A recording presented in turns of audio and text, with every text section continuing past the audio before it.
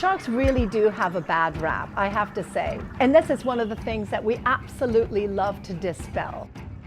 Rachel Graham loves sharks. She spent her life defending these ferocious predators.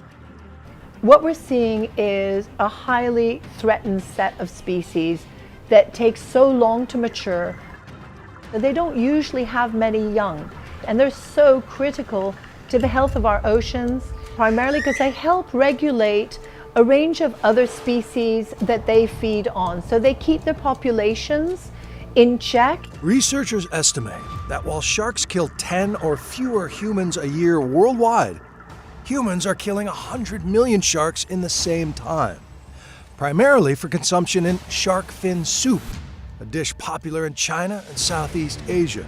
The primary threat to sharks is unquestionably overfishing.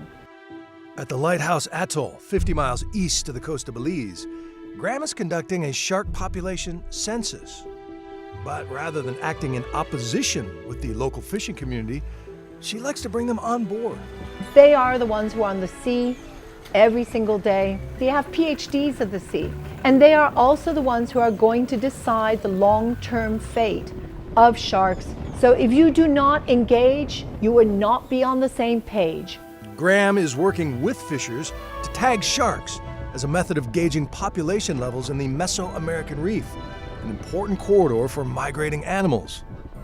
The reef itself almost creates a barrier which creates a highway for animals to guide and navigate by. But when they're traveling, species are at their most vulnerable.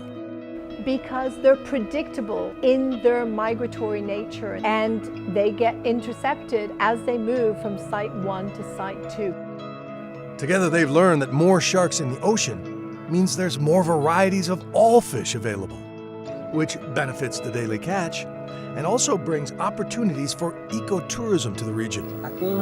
To all my fellow fishermen, I want to give you this message. Conserve sharks, because in the future, sharks can provide us with an income.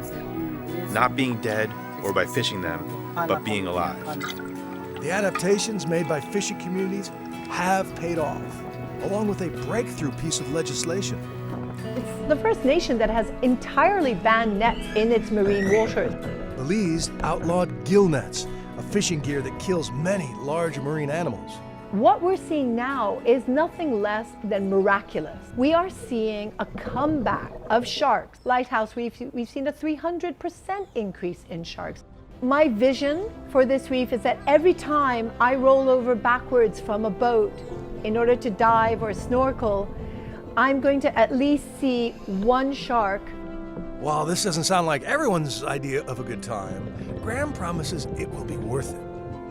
If we reverse the decline in sharks, I can tell you that means we'll be reversing the decline in a range of other species that tend to be associated with sharks and their critical habitats. So it's a win-win strategy for everybody across the board.